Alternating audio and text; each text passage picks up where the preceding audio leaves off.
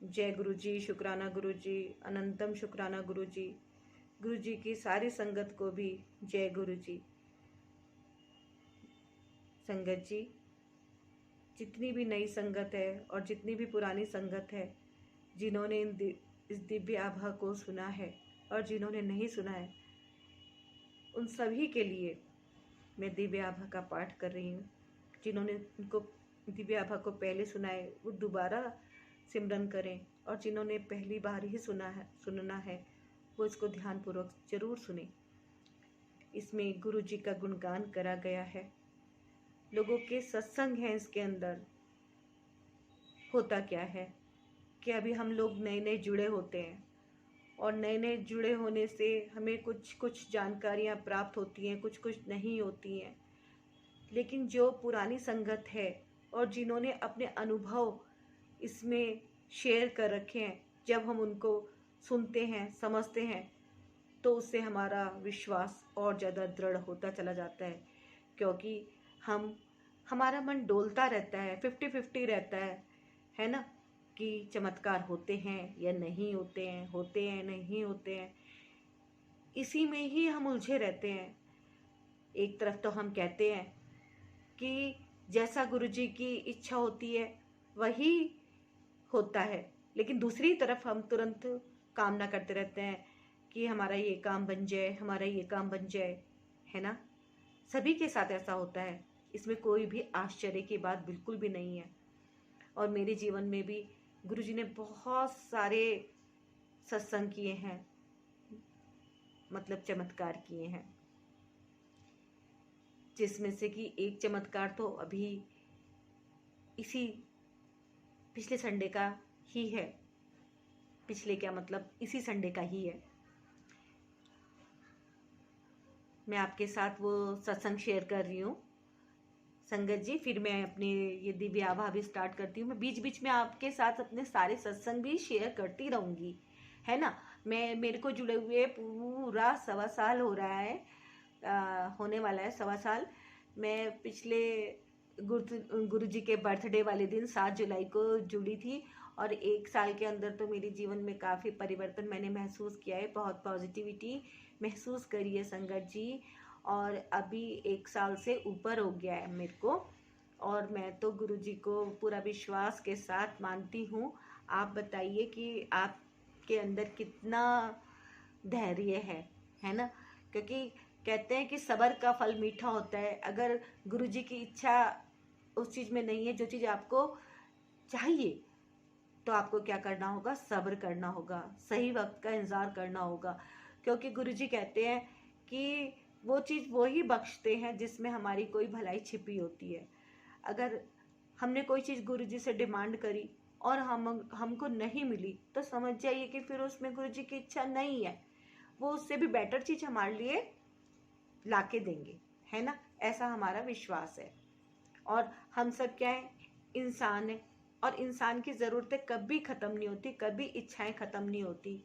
और जब हमारी कोई इच्छा पूरी हो जाती है तो वही तो सत्संग होता है ना। तो आज मैं आपके सामने एक अपनी ऐसी ही छोटी सी ही थी इच्छा, तो लेकिन वो पूरी हो गई, तो उसके लिए बहुत बहुत शुक्राना है गुरु जी का। क्या हुआ कि मैंने जो है गणेश जी को विराजित किया था अपने घर में, और इस संडे को मुझे विसर्जन करना था। लेकिन यहाँ हमारे शहर में बहुत ज़्यादा जोर की सुबह 5 बजे से बारिश शुरू हो गई। और बारिश शुरू हुई तो मेरा तो यही था प्लानिंग कि अभी हम 12 बजे जाएंगे तो तब तक बारिश रुक जाएगी। लेकिन ये तो गजब भी हो गया कि बारिश रुकी ही नहीं। बारिश कह रही मैं तो आज बहुत ही ज़्यादा होंगी।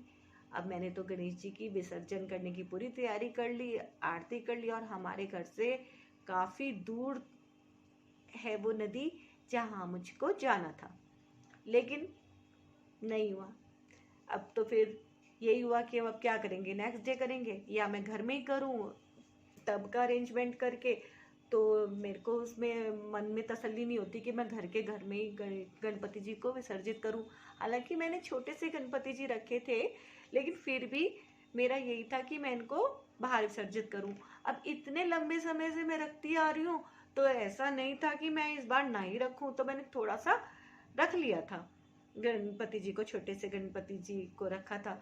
अब विसर्जन करने के लिए थोड़ा टेंशन हो गया, तो फिर वही गुरु जी के आगे अरदास करी कि गुरु जी, आप तो बारिश भी रोक देते हो, आप तो बारिश को बुला भी देते हो, तो अभी आप ही करो, क्या करना है, कैसे करना है, मेरी समझ में बिल्कुल नहीं आ रहा।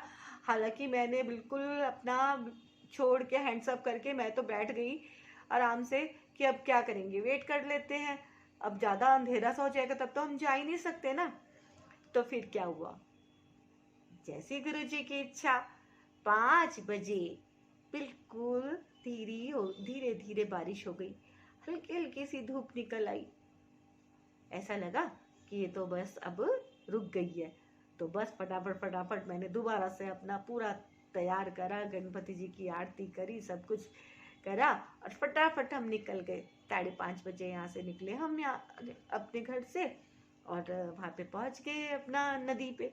और वहाँ पे तो संडे की वजह से बहुत ज़्यादा रश था, बहुत ही ज़्यादा पब्लिक आ रखी थी, बहुत ही खुशनुमा माहौल था वहाँ। तो बहुत ही अच्छा लगा वहाँ जाके, इतनी रौनकें थी वहाँ पे और ढोल बज रहा था, बहुत खूबसूरत नज़ारा था। तो वहाँ पे खैर हमने गणपति जी का विसर्जन कर दिया और अच्छे से हुआ और हम घर आ गए। और हम घर आए लगभग हमें हो गए थे 7:15। और भाई आ, कमाल कि बस हमने घर में बैठे एंट्री करा, बैठे, और जो झमाझम बारिश हुई कि रात के 10 बजे तक तो इतनी तेज मूसलाधार बारिश हुई कि बस हम तो बिल्कुल भी नहीं भीगे। और गुरु जी की तो बस जय जयकार जितनी करो उतनी कम है। बहुत ही अच्छा लगा कि गुरु जी ने तो बस हमारा बहुत ही आसानी से विसर्जन भी करवा दिया। जय गुरु जी, शुक्राना गुरु जी। तो संगत जी, ये तो मैंने आपके साथ अपना एक छोटा सा बिल्कुल हाल फिलहाल वाला सत्संग शेयर करा। सत्संग मेरे पास बहुत सारे हैं जो कि मैं धीरे धीरे आपको बताऊंगी, और साथ साथ चलेगी हमारी मेन बात जिसके लिए गुरुजी ने मुझे आदेश दिया है, और वो आदेश है दिव्य आभा। तो ये दिव्य आभा में जितनी भी नई संगत जुड़ रही है, गुरुजी की संगत हर रोज हर पल जुड़ रही है, लाखों करोड़ों लोग गुरुजी की संगत है, देश विदेशों में गुरुजी की संगत है। तो संगत जी, जितनी भी नई संगत है, आप उनको ये जरूर सुनाएं, जो पुरानी संगत है वो भी सुने, नई संगत को भी सुनाएं, और शेयर जरूर करें। शेयर करने से क्या होगा, शेयर करने से ये होगा कि आपके अपने गुरु जी का प्रचार होगा, है ना। तो मैं सुमन आंटी आप सभी संगत जी से हाथ जोड़कर रिक्वेस्ट करती हूँ कि आप सभी लोग इस शुभ कार्य में अपना योगदान दें, अर्थात अपनी सेवा दें। तो मैं सबसे पहले दिव्य आभा पढ़ने के लिए इसकी प्रस्तावना पढ़ रही हूँ, और उसमें मैं पार्ट 1, 2, 3 इस तरह से ही इस वीडियो चलेगी। अगर किसी का कोई पार्ट स्किप हो जाता है तो ताकि वो उसको पिछला भी कवर कर ले और आगे का भी कवर कर ले, कभी किसी को दिक्कत ना आए, ताकि सब लोग इसको पूरा सुने, है ना, पूरा सुने, क्योंकि ये तो बहुत बड़ी है, एक बार में तो पढ़ी नहीं जाएगी। तो इसको थोड़ा थोड़ा ही हम एपिसोड में ही पढ़ पाएंगे, तो इसको पार्ट वाइज ही तैयार करा जाएगा। इसलिए आप सभी लोग इसको पूरा पूरा फुल सुने, ठीक है संगत जी। तो अभी जय गुरु जी का शुक्राना करते हुए हम इसको शुरू करते हैं। प्रस्तावना। आशीर्वाद के इस ग्रंथ का शुभारंभ परम आदरणीय गुरु जी के आदेश पर हुआ था। जिन भक्तों को वह सुनाने अथवा लिखने के लिए कहते थे, वे उन्हें शब्दों में पिरोकर गुरु जी को समर्पित कर देते थे। फिर वह उन्हें अपनी वेबसाइट और ग्रंथ के लिए आगे दे देते थे। यद्यपि इस समय उनके कारणों से हम अनभिज्ञ थे, किंतु अब वह स्पष्ट है। गुरुजी की वेबसाइट बताई है इसमें gurujimaharaj.com। कठिन प्रयास के उपरांत भी इस ग्रंथ को उनके कमल चरणों में समर्पित नहीं किया जा सका। उनकी ऐसी अभिलाषा भी नहीं थी। यह मात्र अनुपम और विशिष्ट संस्मरण नहीं है, यह दिव्य प्रेम के मार्ग पर आस्था और विश्वास सहित अग्रसर होने वाले प्रथम पग हैं।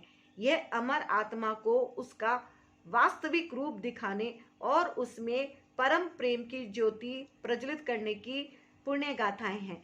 आशा करते हैं कि इनके पाठकों पर अनुयायियों की भांति भांति कृपा वृष्टि होगी। प्रस्तावना खत्म हुई। अब आभार। संगत जी, मैं आपको आज एक सच्ची सच्ची बात कहती हूँ, और वो है गुरु जी के बारे में। गुरु जी के बारे में मैं आपको बताती हूँ कि मैंने ये दिव्य आभा पढ़ने के लिए क्यों सोचा। क्योंकि जैसा कि आप सब लोग जानते हैं गुरु जी के बारे में कि कोई भी काम गुरु जी की इच्छा के बगैर बिल्कुल नहीं हो सकता। और इसी तरह से मेरा भी ये जो दिव्य आभा पढ़ने का मन में विचार है, ये यूं ही बैठे बैठे नहीं आ गया। इसमें भी गुरु जी का ही चमत्कार है। अब हम आ गए हैं नेक्स्ट पेज पे, और ये है आभार। संगत जी, एक बार जय गुरु जी बोलिए जोर से, और गुरु जी का शुक्राना कीजिए कि आपके पास ये वीडियो पहुंचा। इसमें बहुत ही अच्छे ढंग से जीतू भाई ने और ये जो कर्नल दीप तेंदु शेखर चटर्जी हैं, उन्होंने अपना बहुत अच्छे से योगदान दिया है इसको हिंदी में कन्वर्ट करने के लिए। जैसे मेरे को इंग्लिश बिल्कुल भी नहीं आती, पहले ये इंग्लिश में बनी लाइट ऑफ डिविनिटी, और अब ये हिंदी में आई है दिव्य आभा, जिसको आमजन आराम से समझ सकता है। और उन्होंने इसीलिए बनाया है ताकि जितनी भी नई संगत है, आने वाली और नई संगत है, आने वाली और नई संगत है, सब इसको अच्छे से पढ़ सके, सिमरन कर सके गुरु जी का। ठीक है, तो मैं अभी इसको आभार को पढ़ रही हूँ, आप शांति से ध्यान लगाकर सुनिए। आभार। इस ग्रंथ का यह रूप आदरणीय गुरु जी की पावन संगत के उन अनेक महानुभावों की निष्फल सेवा और सहयोग का फल है, जिसके लिए हम सदा उनके आभारी रहेंगे। स्पष्टतया इनके योगदान के बिना इस ग्रंथ का आपके हाथों में पहुंचना संभव नहीं था। जैसा सर्व विदित है, जीतू को यह कार्य स्वयं गुरु जी ने सौंपा था। अब तक मूल अंग्रेजी भाषा लाइट ऑफ डिविनिटी के 3 संस्करण प्रकाशित हो चुके हैं, जिन्हें साकार रूप देने में जीतू और अन्य भक्तों का अथक प्रयास रहा है। संगत के अनेक भक्तों का अनुरोध था कि ग्रंथ अन्य भाषाओं में भी होना चाहिए। साथ ही मन में यह विचार भी उत्पन्न हुआ कि जन साधारण के लाभ के लिए गुरु जी के परम पावन और पुनीत विचारों का प्रसार अन्य भाषाओं में होना आवश्यक है, जिनसे अधिकांश जन समूह परिचित है। अतः ग्रंथ का अनुवाद सर्वप्रथम सबसे अधिक बोली जाने वाली जन भाषा हिंदी में करने का निश्चय किया गया।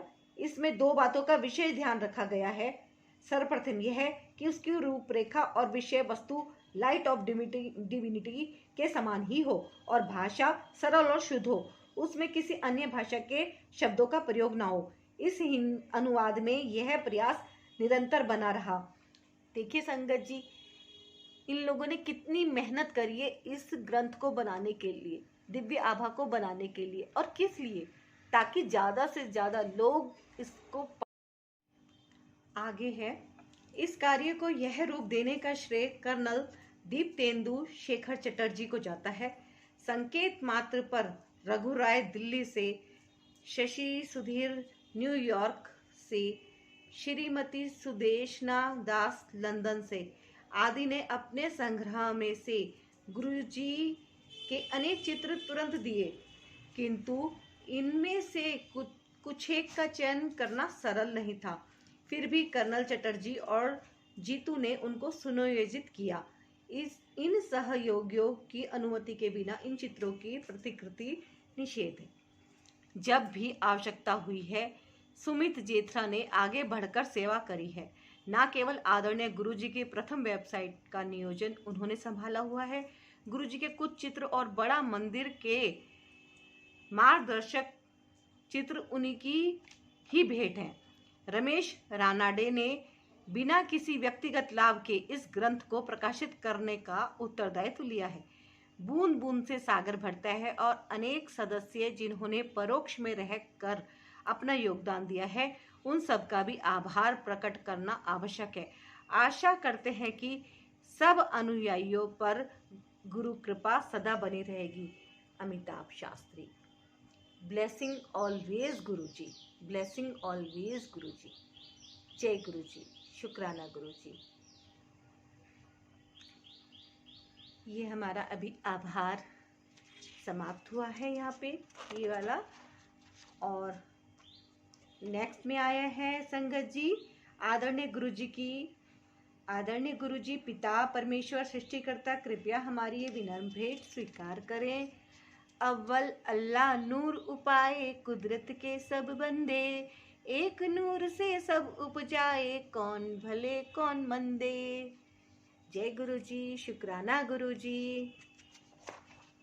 अब इसमें विषय सूची आई है दिव्य आभा में।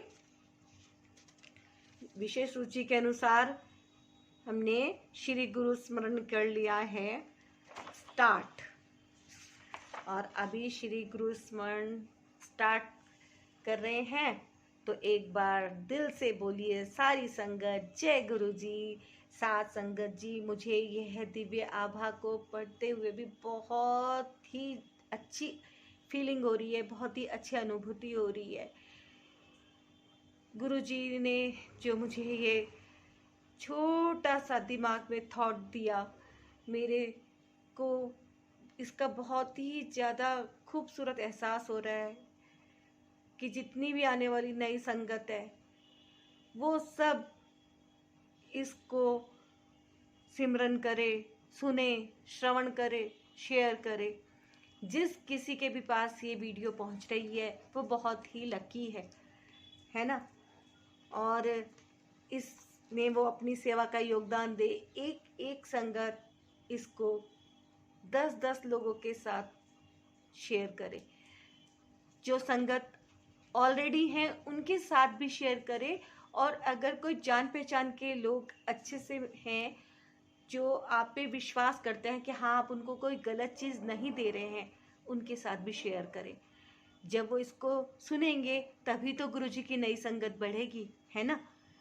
तो अब हम स्टार्ट करते हैं श्री गुरु स्मरण। तो ये है 21 पेज पे। अनंत काल से हमारी मातृभूमि पर उन महापुरुषों की कृपा रही है जो इस पवित्र भूमि के कर्णधार हैं।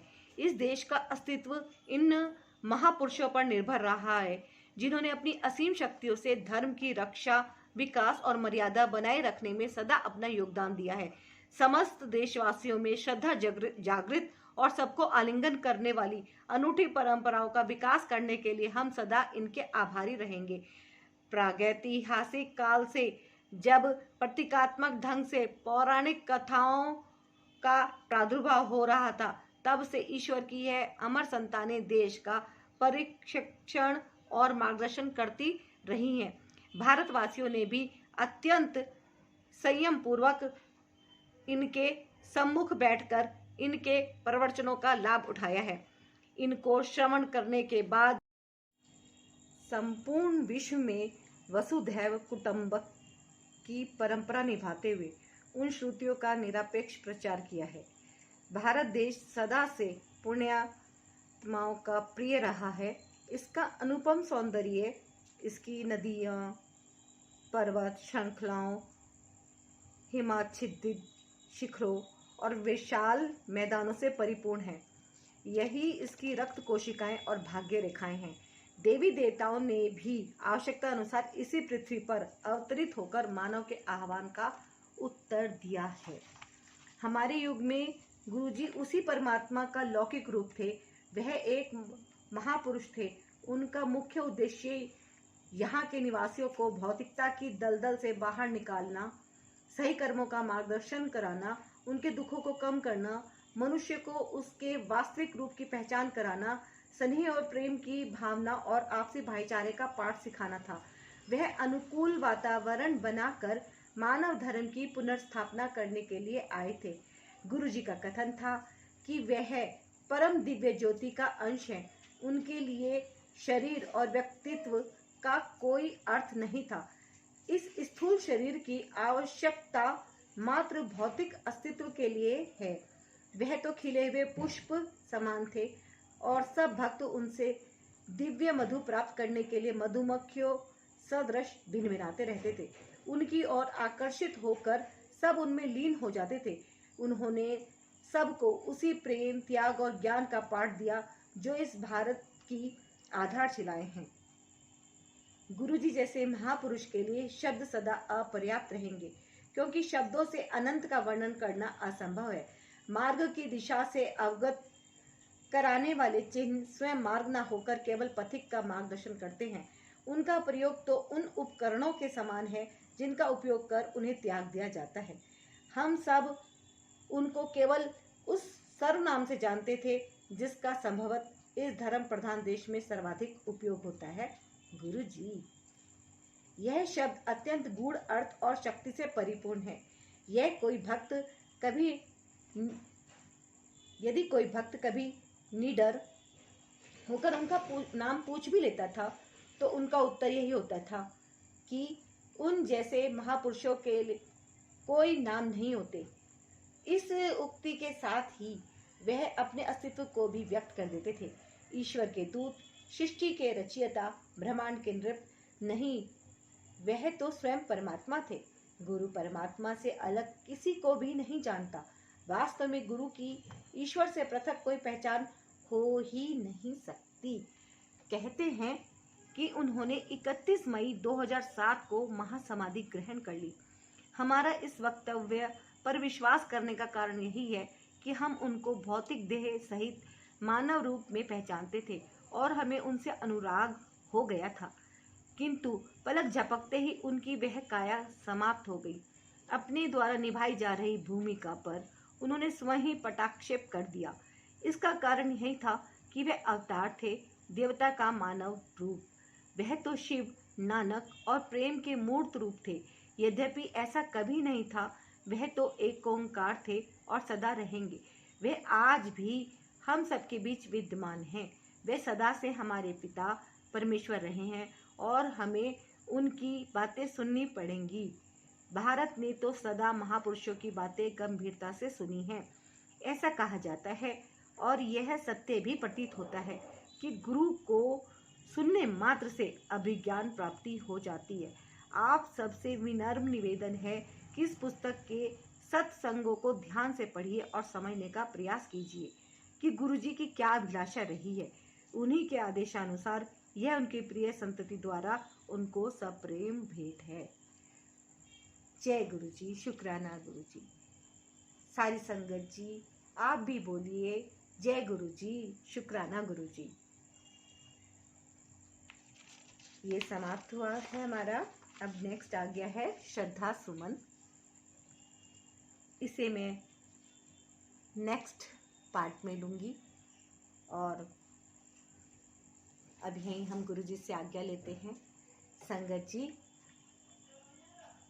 इसको अब आप अच्छे से सबके साथ शेयर कीजिएगा और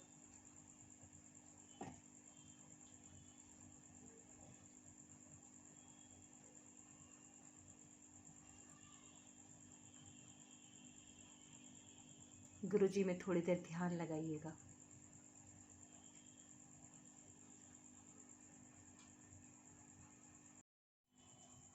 संगत जी, मैंने गुरुजी की आज्ञा के अनुसार दिव्य आभा का आपके लिए पाठ किया है और आप सबसे अनुरोध करती हूँ कि आप सब लोग इसे मन लगाकर शांतिपूर्वक सुने। आपको इसमें बहुत आनंद मिलेगा। और जो भी जीवन में कोई परेशानी है, कष्ट है, मेरा ऐसा विश्वास है, क्योंकि मैं गुरुजी पे बहुत विश्वास करती हूँ कि मेरे आपके जो भी संगत इसको सुन रही है, इस सत्संग को सुन रही है, उसके सभी कष्ट दूर होंगे। ये गुरुजी के सारे सत्संग, इसमें